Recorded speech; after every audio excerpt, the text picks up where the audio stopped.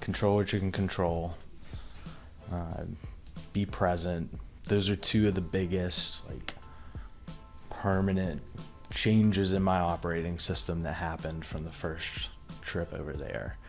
Like, just really, I didn't go searching for some great life-changing experience, but I ended up having, a lot of experiences that changed a lot of fibers of my being. So those are two big pieces. Obviously, I'm never going to grow a business and be all on my own, right? And I think that I beat to the tune of my own drum.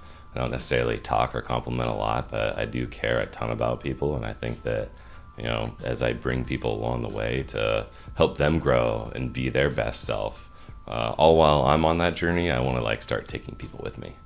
So I think that's a lot of my motivation now, at least from a business perspective. It's helping everybody who lands at Rain City, whether they're here for a decade, a month, or a year, that whenever we do part ways, that they're a better person because of being here. I think every broker's worst nightmare is working with a lender who ends up trying to snag clients, or at least doesn't really try to protect broker and broker-client relationships. Mm-hmm. And I think from the get-go, when we started talking about building this program, that was a non-negotiable we all landed on. It was like, these people are developing the business, finding the clients, bringing them to us, and there's a lot of trust there. And the point at which you break that trust, you're not just killing one relationship, but it's a small space, word travels fast, and it's like you really can meaningfully ding your reputation. What up? It's Fred Ray, the guy who started Rain City Capital back in 2009 when private lending wasn't exactly the cool kid on the block. Welcome to Good Nuggets, a podcast that's as much about the failures and holy shit moments as it is about the wins. Here's the deal. I've watched people go from nearly walking out of the door to becoming absolute powerhouses in this business. We'll get into the weeds with loan officers, talk strategy with fellow lenders, and swap war stories with entrepreneurs who have been there. No fluff, no corporate BS. Just authentic conversations and practical takeaways you can actually use. So grab whatever you're drinking, get comfortable, and let's get after some good nuggets. All right, y'all. We are here with Dalton Elliott, the enigmatic. Is that how you say that? Yeah. Enigmatic leader of our broker program. Welcome to the Good Nuggets podcast, my friend. Thank you. How are you today? I'm good. I got off a flight yesterday to land at the mothership, and then we had a 4 a.m. hotel fire alarm wake up. So you're feeling refreshed and ready to go. Fighting the fight. So did you go back to sleep afterwards, or were you just up the whole time? Yeah. 45 minutes later, I was back asleep. So it was good. Congratulations. Especially being on East Coast time. You must only wake up at 10 a.m. now, right? Yeah, I'm an early riser. So this was an extra early rise, though. Dude, yeah. I don't know why it happens there, but it happens. Yeah. Okay, so I talk shit to you all the time. I'm going to talk shit to you right now. I do talk shit to him all the time, just so you know. How much does your outfit cost? I'll do that. How much is it?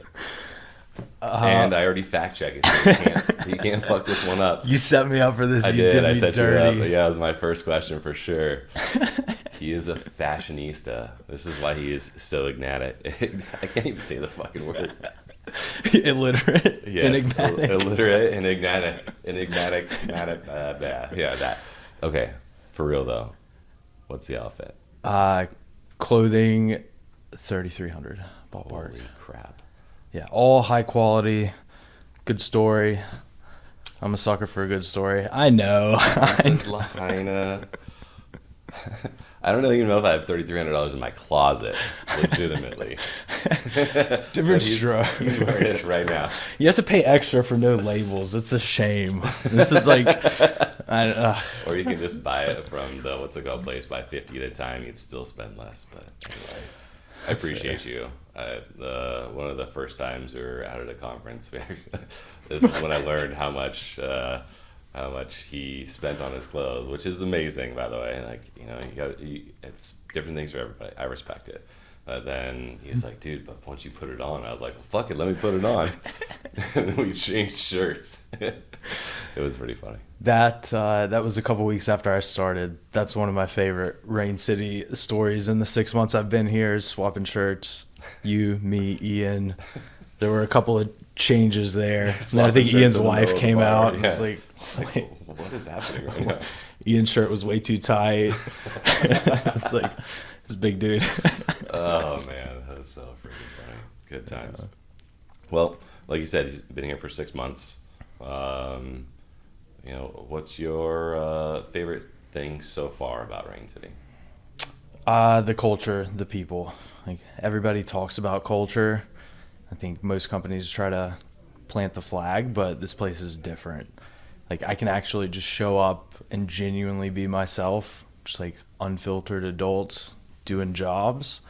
It's pretty cool. Yeah. Yeah, I think it's a unicorn, especially for a company at this size, to have kept culture like this. Like, It's hard. yeah, It's definitely it's not something we take lightly, and we got hoodies to prove it. yeah. Man, I'm so excited for those hoodies. I don't have it on. I got here too late, but at some point I'll wear it and it'll be great. It's definitely a lot of like insider jokes and shit. Yeah. But I'm glad you like it here. Glad you chose us. I know you had a pick of the litter because you kind of spent some time off and came back in the industry. So I guess tell us about what's been your story in the private lending business. Yeah, I started in private lending in 2015, 6 weeks after college. Completely, like, I got into private lending because it was the first job offer I got. Mm-hmm. I had worked for a nonprofit, like interned at a nonprofit in college my last 2 years, so I thought I was going to go the save the world route. So I applied, interviewed at 10 nonprofits. Everyone I walked out of the interview, like, I'm going to get the job, going to be running the place in a couple months. No. So I got a job at a small lender at the time that was doing a couple million a month. Started as a credit analyst on the operations side. And then 6 months in was tasked with building out a broker program. It's like literally the first thing I did was went back to my desk, Googled mortgage broker. I was like, I have no clue. What is mortgage broker? Yeah, I have marching orders, build broker program, went back, Googled. That's how I started. And then produced myself for a year and then started adding on people, building out a team. And along the way, building out systems, processes. So that's where I developed kind of the love for and knack for building. It's like, just give me a mountain to climb, some resources, and let me go build something. I find a lot of fulfillment in that. So did a lot of building at a company, broker, table funding, a little correspondent, ran point for customer experience for the company, led an inside sales team. So did a bunch at that lender and then took a couple years off, traveled around. So when did you quit? Like what year was that when you quit? It was February 2023. So I just happenstance got out at a pretty good time if I was going to take time off. Yeah, 22 was really shitty.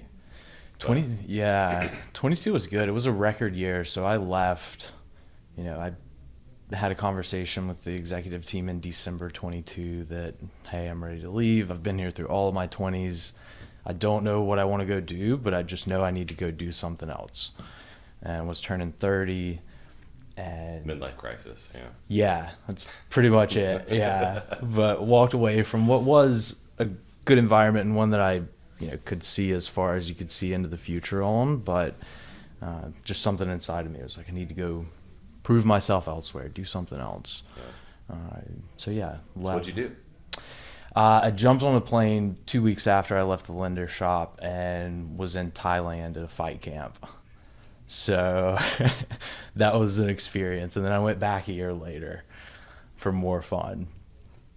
Was it actually fun? Like, so, I mean, what's fight camp look like? Is it like Fight Club, can't talk about it, or like? No, it's not secretive. So like traditional Thai camp for Muay Thai, 6 hours a day, 6 days a week, 2 sessions a day. Open air, so it's covered, but you're still out in 100 and something degree heat, high humidity, around a mixed bag of people. People like me in 2023, the first time I showed up, I'd never thrown a punch of Muay Thai in my life. I really just knew I wouldn't get on to the next chapter of my life unless I had something booked, some flight to get on to go somewhere.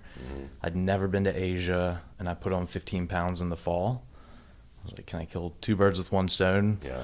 And definitely did. But it was the most challenging, especially the first time, like the most mentally, physically, emotionally challenging thing I've ever done.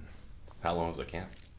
I was there a few months the first time, and then went back this past summer, or rather summer of 2024 again, for a couple months. Yeah, that was a blast. You get in crazy good shape. You meet incredible people. It's like they're, again, people like myself, no experience the first time, and then you have like up to pro fighters who are like, this is what they do. They are Muay Thai fighters.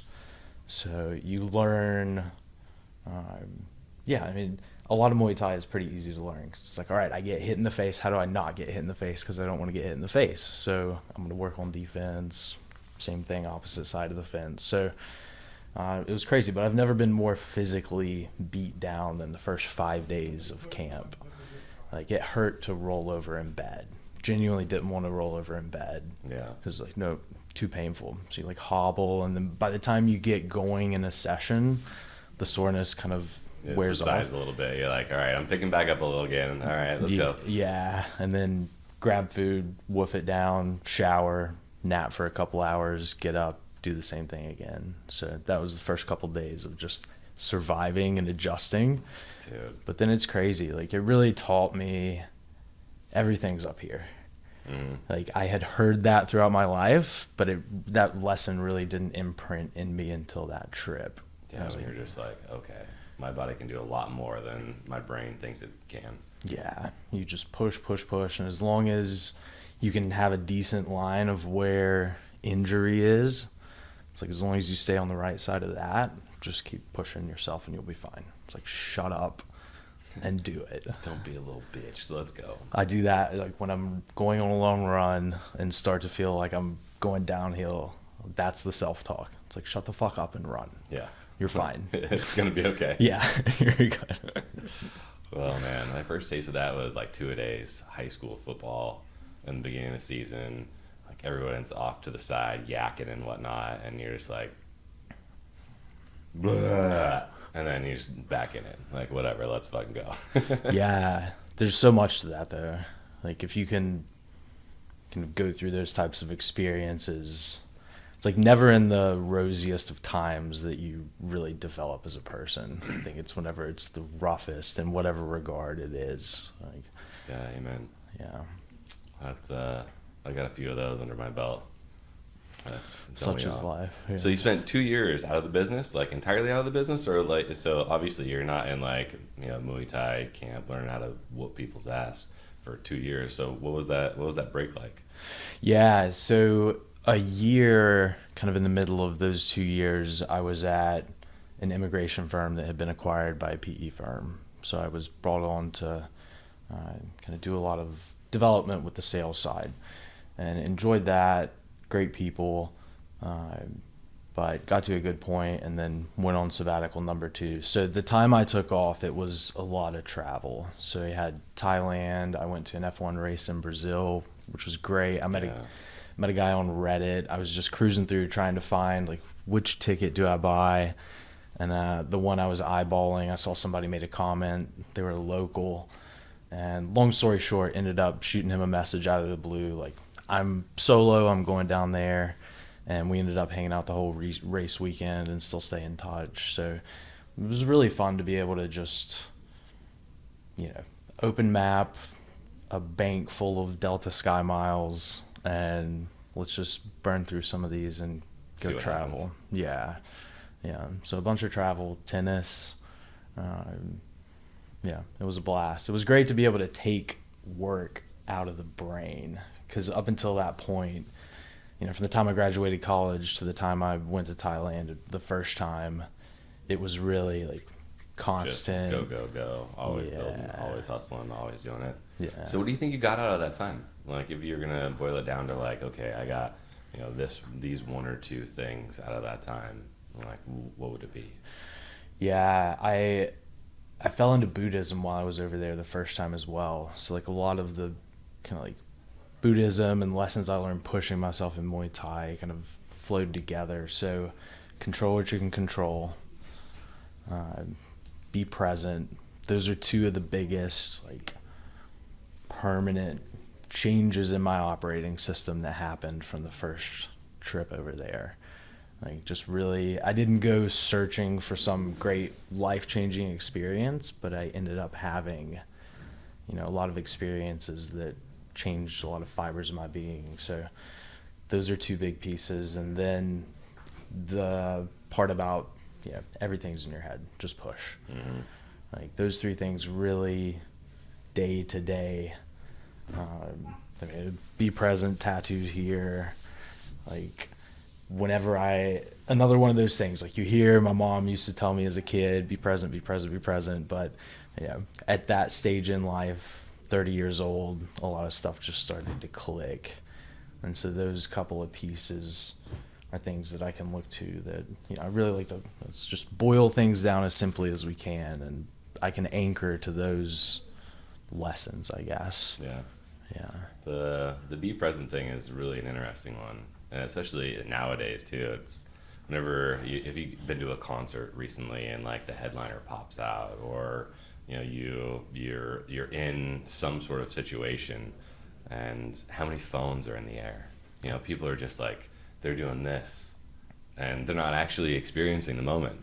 And I remember the first time I noticed that, it's probably like, I don't know, maybe 5 or 6 years ago, before COVID. I was at a concert and I was like, I'm not blowing up my phone for shit. Like there's going to be a million other people that are out there, like that are, if I really want to go and see it again, I'm just going to go on YouTube or wherever, Instagram, and like go and find it again. It's like, you don't need to go and do that. People feel so compelled to do that. And I'm not sure what that is, but there's just this so much lack of a presence with people today. It's like everybody's made for distractions now. Yeah, it's tough. Like since 2007, everybody has an iPhone in their hands, and that seems to be kind of the mark where everything went sideways. Yeah, it's so fucking crazy to watch. Yeah, I don't know how. It has to be, I have no children.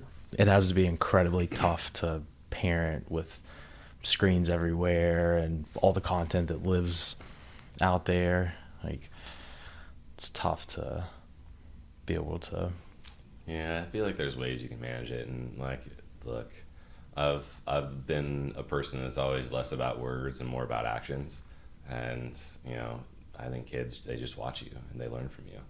Yeah. And if you spend an hour or two just sitting on your phone staring at it all the time, scrolling, rather than getting up and doing something or talking to each other and whatnot, that's the learned thought process. Also, from their friends too, but you can harp on it as a parent and be like, what the fuck are you doing? But you can't be calling the calling the kettle black on that one. That makes sense. Yeah, the presence things is really, it's an interesting one. Yeah, it's tough. Like I'm under no delusion that I'm fully constantly present, right? That's some like some dreamland that it would be nice, but those trips definitely helped cement a lot of it, and I'm a much happier, healthier person because of it. Yeah, my coach recently went on a 10-day. It was a silent retreat basically, where 12 hours a day they're meditating. That sounds sweet. Yeah, no words to anybody. No, like all you do is eat, and you're actually, because you're with other people that are at this, wherever it is, I don't know where he did it, but you're even taught to not make eye contact and just be with you. And they give you, like, you can read a little bit, but not too much. You can journal a little bit, but not too much. Like nothing in excess, just being present with you. 10 days. That's crazy. I know there's a lot of Navy SEALs do it, or a lot of just people in the military that want to get that mental toughness, because if you're in a hole and stuck for 4 or 5 days, to be able to withstand that and deal with it. So they go and they do these like really peaceful trips, and then like the saying, like you end up having 3, 4, 5 days in, you just have a breakdown, like and then after that it's all kind of bliss and fine. But it was really interesting to hear his story on it. I was like, holy crap, that was like 2 weeks ago. I love that. I'm a fan of, like, experiences like that are just so completely off the charted path of normal day to day. Like, when's the last time you didn't speak with anyone for 10 days? Like, I don't. Since I was born. Right. Yeah, never. Yeah. So it's like that has to do something to you or put you in a completely different zone where you're going to be able to get something out of it. Yeah. Right. It's crazy, man. I can tell you right now, I am not ready for that. There's no fucking way I make that. Like, I'm probably going to be 2 days in and be like crying. I'm like, I gotta go home. I gotta see my kids. Mommy. I'm surprised to hear that, though, because when I first started, you asked me to quantify, you asked introvert or extrovert. Mm-hmm. I was like, I'm kind of like an extroverted introvert. Like, my natural state is recharging alone. Mm-hmm. Close the door, lock the blind, or close the blinds, lock the door, like nobody. But I think I scored myself like a 4 or 4.5. Mm-hmm. And so, like, I recall you being more on the introverted side of the scale too. Right? Yeah, I'm more of like, I'm like almost dead center. Put me in a different, if there's a scale of 1 to 10, 1 being like, I don't talk to people, I don't like people, and 10 being super extroverted, I'm like a 5, maybe a 6. Okay. I guess sometimes I lean a little bit that way, but I gotta be like well rested, in a good mood and whatnot. If not, I'm kind of like just fucking reclusive and taking it all in. That's fair. I can see that. Yeah, I'm just like, just kind of talking, or not really talking, but listening. Yeah, only speak when spoken to type of a thing. Yeah. I kind of don't mind it. That's fine. I think that's people think I'm so weird. They're like, okay, Fred, I think he knows what he's doing, but he just doesn't really say that much. I don't know what the fuck is going on with that guy over there. That's probably why. Yeah. You gave me the beautiful title of being enigmatic, but I hear the same thing about you on the street. Like this black box that everybody like sees the results and respects, but is also like, this guy marches to his own drum beat. I can't quite. He doesn't fit the mold. Yeah, definitely do not fit the mold of really probably anything. That's probably why I don't have any friends. Yeah. You gotta do Quality over quantity. Yes, very much so. Quality over quantity. We'll take that. Yeah. All right. So business. How's the broker world these days? Broker world's good. Yeah? Yeah. Are you lying to me right now? No, Okay. I'm not. I didn't know if there was going to be a follow-up question. How is the broker world? Like, what are if brokers listening to this right now, they're going to work with Rain City. What would you tell them? Like things to look out for, pitfalls. Something that is good enough clickbait to be able to put on Instagram and that they're going to watch. Yeah, I have a short list. The top of that short list is the trust piece. I think every broker's worst nightmare is working with a lender who ends up trying to snag clients, or at least doesn't really try to protect broker and broker-client relationships. Mm-hmm. And I think from the get-go, when we started talking about building this program, that was a non-negotiable we all landed on. It was like, these people are developing the business, finding the clients, bringing them to us, and there's a lot of trust there. And the point at which you break that trust, you're not just killing one relationship, but it's a small space, word travels fast, and it's like you really can meaningfully ding your reputation. So I think the trust piece is the biggest, knowing that we protect the broker-client relationship. And then the fact that, I think back to the unicorn piece, like for how large we are, the fact that we have different disposition methods for loans and it's not a single track, that helps us be more creative and genuinely common sense in how we underwrite deals. Like we retain a lot of the decision making, so that, and that's a big part of why a lot of brokers get business, because I may have taken this deal to 1 or 2 folks, but need you to go find a home that really fits this. So the creativity piece for deal structuring is big. And that leads into just the neat product things that we have. Like we close with internal valuations for most of our RTL. I love that. When I first came in, I didn't believe it when Ian was telling me like we can consistently close in 4 or 5 business days for RTL with an internal val. I was like, okay, wink, wink. Like that sounds great for marketing. Sounds cool, guys. Yeah, but of course, like I feel 80% of my broker deals have been like a Friday phone call. Hey, this needs to close next Friday, 5 business days. And after I got the first few up and down, it's like, no, we can do this. And so that's been a great thing, talking with brokers. Hey, we can actually close really fast. Let me really tell you, this is not just a marketing thing. Like, we can close lightning fast when you need to, and we have high leverage options and really accessible construction product. I love new construction. Love the scalability and predictability of it compared to rehab loans. So yeah, I think those are the biggest high points that when I'm talking with a new broker, like, I always make sure I hit on those, because I think those are, in my mind, our biggest competitive advantages in my side of the fence with the broker world. Like, that's a great arsenal, a great tool belt to be able to say, I know you have existing relationships. Here's what we do differently. When you have a deal that fits this box, let me know. And then that's when you're the savior that can swoop in and close a deal in 5 days that somebody else fumbled. And now you've built up some social capital with that broker. Yeah. So I'm going to put you on the spot, and this might suck a little bit, but I'm hoping.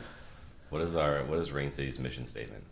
Rain City's mission statement is real and lasting mutual success. Yes. Oh yeah, I have that tattooed. Do you actually? No. Awesome. I have it tattooed. I have a little tramp stamp of it too. It's fantastic.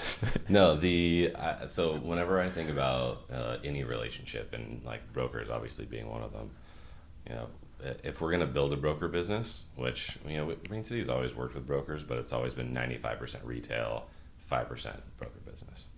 And obviously we're building a broker business, and we're doing it on purpose, and still everything is true, a real and lasting mutual success.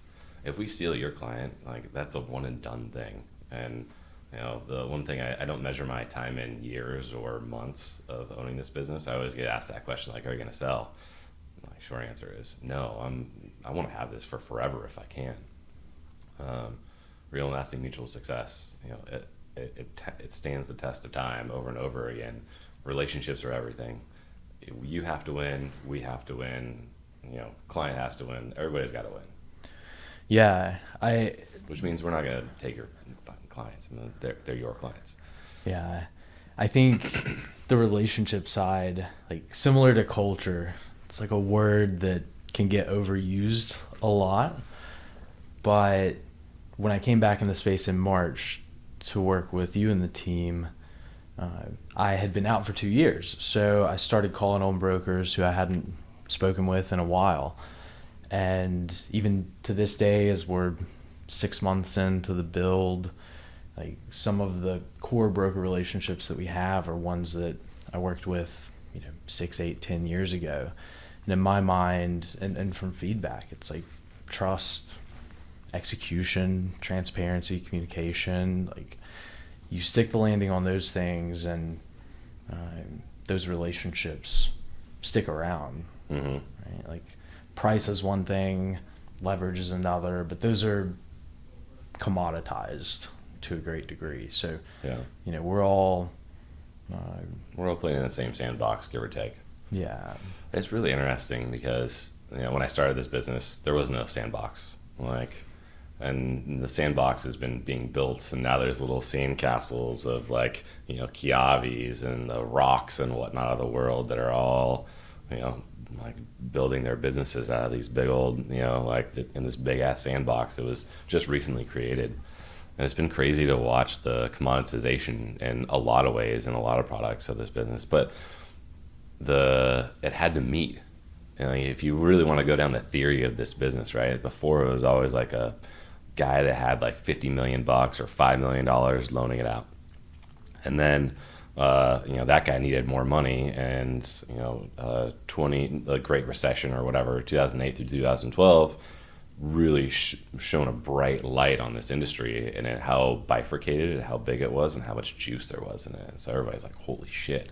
So ever since then, we've been kind of like marching towards, and both sides too. So the borrowers are used to the commoditization, and then like over a decade, and it's been that way too with Wall Street too. Like, where Wall Street was in 2016 was not where Wall Street is today, and same with the borrowers too. It's really kind of been this like really interesting build over time. So yeah, like you said, that's why I want to keep so much of what we originate. Like, if I could keep every single loan, I would, and we predominantly do. But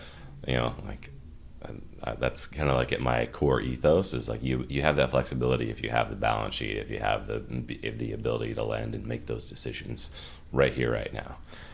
Yeah. You don't got to go talk to, Daddy Warbucks and say, hey, can I get a couple of $1,000,000? It's like this decision, yes or no. Okay, cool. Yeah, optionality is big. I think you definitely predate me in the space, but 2020 with COVID, capital markets shutting down, that was kind of my first professional madness to go through.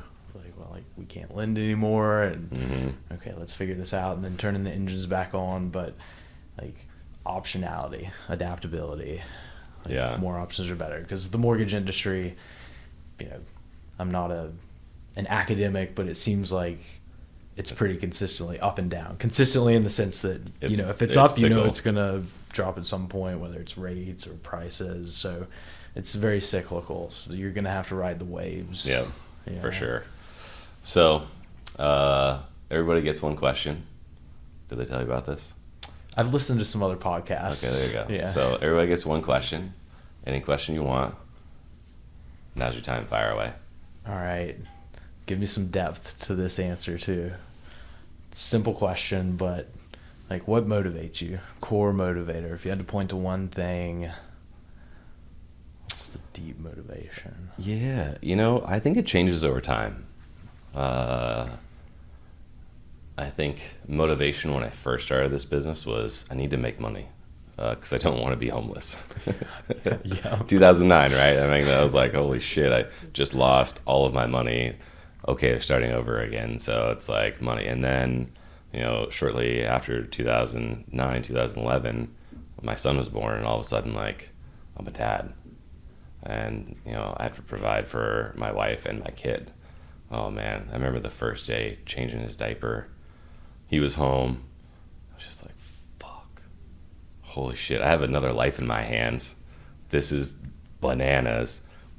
I've never changed a diaper in my life. It was so funny because Katie came over. She's so nice too. She was like, I was sweating my ass off, and she dabbed my forehead. She's like, are you okay? I was like, I've never done this before. I don't know what I'm doing. Of course, my kids are, obviously alive and well. And, now I think knowing where the business is going and, what I want for me and my goals and what I want to leave down, I think, I have a lot of experience in this business. I've been in this business for like 20 years. And I think it's my time to kind of start passing it on. Obviously, I'm never going to grow a business and be all on my own, right? And I think that I beat to the tune of my own drum. I don't necessarily talk or compliment a lot, but I do care a ton about people. And I think that, as I bring people along the way to help them grow and be their best self, all while I'm on that journey, I want to start taking people with me. So I think that's a lot of my motivation now, at least from a business perspective. It's like helping everybody who lands at Rain City, whether they're here for a decade, a month, or a year, that whenever we do part ways, that they're a better person because of being here. Yeah, that makes sense. In my 6 months, I have seen and felt that genuinely. Like, especially the interest piece. Like, to your point, it's not the easiest to read on you, right? Yeah. The depth that you care about people, but spending some time with you, traveling around, especially getting to know you and having conversations, like, I see that, and that's great. I think my coach, he's like, you come off as like this kind of like cool, chill dude or whatever, but you're just a big fucking softy. I was like, did it take you this long to figure that out? Yeah, I've known this about myself for a long time, but I was not like, hey guys, I'm just a big teddy bear. You want to come hang out with me? Like, no, whatever. But I also think that when I always tell it like it is, and people don't resonate with that very much. And I've toned it down as much as I can with being honest with myself. Yeah. But I think that's the part where it's like, not everybody's ready for that. That's fair, but don't lose that part of yourself. And that's never going away. Yeah. My wife wishes it went away. I think pretty much everybody that was like close to me, especially Ian, the eternal salesperson, he would love to fucking put that in a box somewhere and have me be just like him. But yeah, That's Need some yin and yang. You both play Yeah. very good complementary roles Yeah, to we each do, other. that's for sure. He's like, so what Fred meant to say was this. I'm like, yep. Actually, I meant to say exactly what I just said, but fuck it, that's fine. Your translator. Oh, that's funny. Okay, so I mean, obviously you're talking to a lot of brokers. Like, where are people struggling right now? And where are people winning? Because obviously we're in a tough market. So, like, if there's, you're talking to a broker, like, what would you tell them to focus on Yeah. to have the most success? I would say DSCR right now. Like, we're in a pretty good rate environment relative to where we have been, just across the space. So, that waxes and wanes. Dude, I'm telling you, that's the exact opposite right now. The DSCR market it's tough, and it's because of balance sheets and fraud that has been flown up the chain. So, if it's clean, and if it's like pristine, great. That's a good caveat. Yeah. But if it's like a hairy DSCR deal, hey, I got time. a duplex that's like it's kind of a duplex. Okay, fuck that. That deal's dead right now. Yeah, it's just nice putting out 30-year terms in the low mid sixes, like really competitive. Yeah, That's like, to your point. Like, if it's clean, great pricing. So that's nice. This is true. There's a lot of refinance opportunities because, like, God, I forget the facts. I might be butchering it, but I'm pretty sure the DSCR market has doubled every year the last 3 years. That's insane, especially with it being a relatively high rate environment, and you still have. Yeah, That's I mean, crazy. there's a lot to that though, because normal mortgage interest rates. So it used to be the takeout was only Fannie Freddie, and now the takeout is Fannie Freddie and non-QM options, which are still difficult. So that's another part of the business that's kind of gonna morph into like the two, but the business purpose space is still so different from the non-QM. I work in Encompass or whatnot, that type of a system. So like, it's close enough, but yeah, that's been the growth potential because those other two options didn't really exist because interest rates are so high, and people weren't making money, but the properties performed on their own. So it'll be interesting to see as we go into hopefully a rate environment where lowering rates, you might see that change. You might see the DSCR market go down because people are more flowing over here. So to your point, it is probably a good opportunity before the pendulum swings the other way and it ends up landing on mortgage brokers X desks. Yeah, the other side of that equation, seeing more and more mid-project refinance requests for like rehab and construction deals. And to your point about how maybe the lines on the boxes have been getting a bit firmer, walls have been closing in a little bit. Everyone's, we were at a conference in March together, and fraud. That's all that was being talked about at conferences at the beginning of the year. And like, turns out fraud has been one of the, when we look back at the end of the year, that's going to be one of the pieces on the short list of 2025. Oh yeah, for sure. So I think knowing that environment, and knowing that even in a good environment, mid-project refinances get a little extra scrutiny. Like, why did we not see the project completed start to finish? What's going on? Why are we needing to get a refinance? Like, be critical, ask some questions up front, because that your lender is going to be asking these questions. So don't just kind of like send it over and hope and pray and be blind. Like, I didn't ask too much. The numbers meet everything. It's like we need to know a little bit of the story here to get comfortable with it. Yeah. Therein lies the real and lasting mutual success. Yeah. Because oftentimes those loans that are funded, the person who holds the risk probably doesn't do so well. But the person that brokered the loan, they got paid whatever. They got paid a few bucks. And the borrower usually doesn't win because no one told them the thing that they needed to hear. Or if they did, they didn't want to hear it, and then they moved on to the next place or the next place to try to get it done. Yeah. Document that renovation, man. Document it. A lot of permitting issues though too, right? Yeah, that's true. That's persisted. That seems to have been like since 2020, just permitting a nightmare, period, everywhere. So for you, what's the focus? What are you going to be helping brokers be successful in? Like how are you like getting into this business and building it? Yeah, traveling a ton, going to conferences, having lunches and dinners in markets where we have some existing broker relationships, really building it the way that we talked about it from the beginning, which was a relationship first business. It's not let's email blast a million brokers and just open the floodgates. It's let's really get to know everyone that we're doing business with as much as we can. So being somewhat picky in that sense, and so that's one piece, and also looking beyond the standard broker world. So you have brokering, then you have kind of the broker plus option of table funding, right, where somebody can Broker fund. plus, I like that. That's Yeah. kind of funny. Yeah. Can you trademark that? I just the, thought about the broker plus. Yeah, do that. I'll send you an invoice and we'll come to terms. Nice. Well, we do have an attorney on staff, so I just let her deal with that. There you go. That's fair. So looking ahead, like, all right, we have brokers, and then what options can we provide for them as they grow, or for brokers who already have table funding relationships, right? Just things that we can do to be more competitive, stickier, and drive meaningful value for brokers. It's like if you keep doing those things, you will keep going up and to the right. Yeah. All the rest is right in the world. Yeah. If you give it enough time, right? Yeah. It's always that time horizon. That's the important part. If you don't, yeah, it's not about today. It's about, whatever, a few 6-9 months down the road. So we talk about a lot, and for the new loan officers coming in, it's always first year blows, second year's cool, third year is like, fuck yeah, this is great.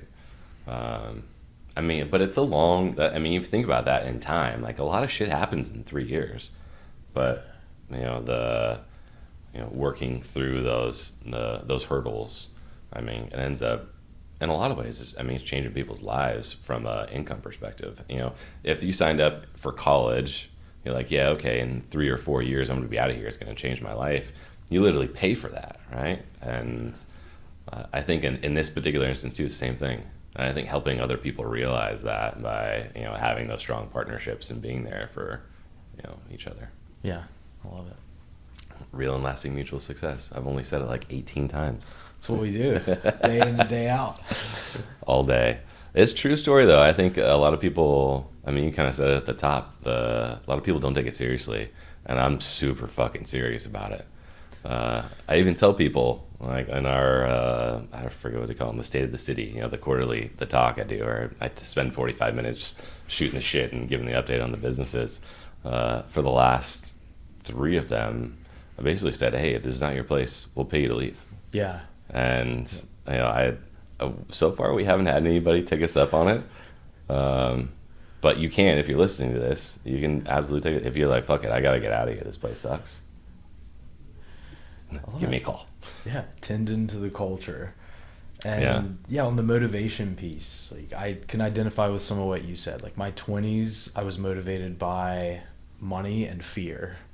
Like fear of losing money, fear of going back. Like had a very fortunate childhood, and then went upside down.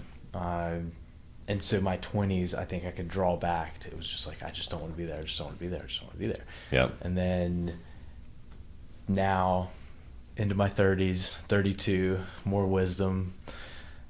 It's like these other driving factors, like being a good, productive human. It's like these other pieces, these things that used to be motivators kind of go out the window. But then like real and lasting mutual success. Like I think if you're operating at an individual level and a company level by those types of values, like you mentioned earlier, like everything else kind of falls into place. Yeah. It's like we have plenty of smart people here. If we operate with high integrity, we're ambitious, like treat people right, make good underwriting decisions. To your point, a good underwriting decision, one that's good for us, is good for the borrower, the broker, everybody involved. Sometimes that doesn't always come together, but Yeah. we try. Yeah. Okay, you're a very calm, chill individual. What gets you excited? What's you like, what the fuck, this is awesome, let's go? Anything that gets my heart racing. Like, I have to find some adrenaline. Jumping out of a plane, skydiving, scuba diving, Muay Thai. Muay Thai has been the biggest of those. Like, I love getting hit even. Like, Please don't hit me. like those things where you have to be present. There's some diving less so, but the other ones, there's some competitive nature that you can dig into. Like, that's stuff that gets me really amped up. I love it. So it's like 99% of the time chill, and then 1% of the time I get to let my psychopath out of the box. Yeah. Yeah, the rest of the time I gotta keep him woo-saw. Keep him chill over there. Yeah, yeah. Everything's all fun and dandy till you get punched in the face. Everybody has a plan. Yeah, thanks for coming on, man. I appreciate it. Thanks, Fred. I'm gonna get you fucking excited. Please don't punch me in the face, though. That wouldn't be good. All right. Thanks, y'all. See you on the fucking next one. Good nuggets. We out.